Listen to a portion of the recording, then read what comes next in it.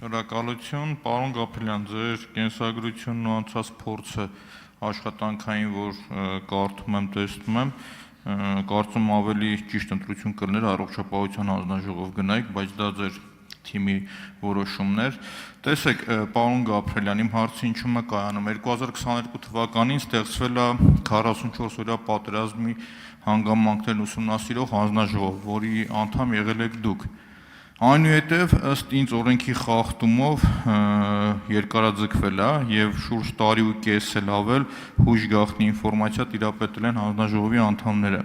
Ճիշտ է, վերջի հատվածում դուք չեք եղել արդեն հանձնաժողովի անդամ, բայց 25 թվականի սեպտեմբերին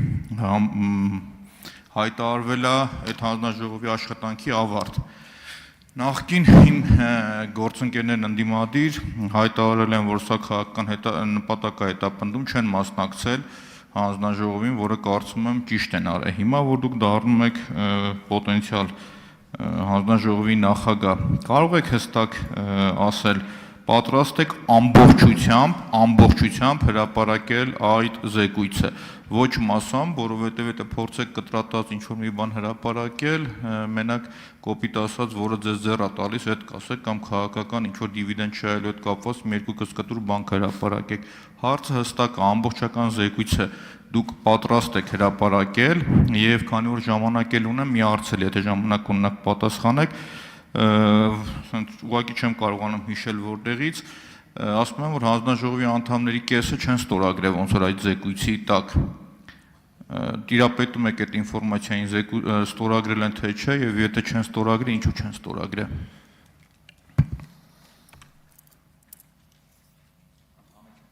Շնորհակալություն հարցի համար, պարոն Մանուկյան։ Նախ եւ առաջ կանցնում եմ յուրաքանչյուր մարդ ինքն է որոշում իր ցանկությամբ, թե ինքը այս կամ այն բանը ցանկանում է, թե ոչ։ Ես հաշվի առնելով այդ թվում նաև մասնագիտական գիտելիքս եւ փորձս ցանկացել եմ այս հանձնաժողովի նախագահ թեկնածու ընտրվել, ինչին իմ ընկերները հավանություն են տվել։ Ինչ վերաբերվում է 44 օրյա զեկույցի հետագա ճակատագրին, կարծում եմ այն պետք է լուծվի բացառապես հանրային հաշվետվողականության, թափանցիկության, օրենքի եւ օբյեկտիվության սկզբունքներին համապատասխան, առանց կանխակալ գնահատականների, որովհետեւ մեր հասարակության իրազեկված լինելու իրավունքը չի կարող հաթարվել։ Ինչ վերաբերվում է ձեր այն հարցին, թե հանձնաժողովի անդամներից ովքեր են ստորագրել, ովքեր ոչ, ապա ես հանդիսացել եմ այդ հանձնաժողովի անդամ, իմ մանդատը վայր դնելուց հետո, երբ որ զեկույցը պատրաստ է եղել արդեն, ես այդ զեկույցին չեմ ծանոթացել եւ ես իմ ստորագրությունը այդ զեկույցի տակ չեմ դրել, կարծում եմ այսքանը։ Արձագանք։ Պարոն Գաբրելյան, իմ հարցը շատ հստակ էր, կա զեկույց, դուք պատրաստ եք այդ զեկույցը հրապարակել, թե ոչ, դուք իրավահաջորդն եք այդ հանձնաժողովի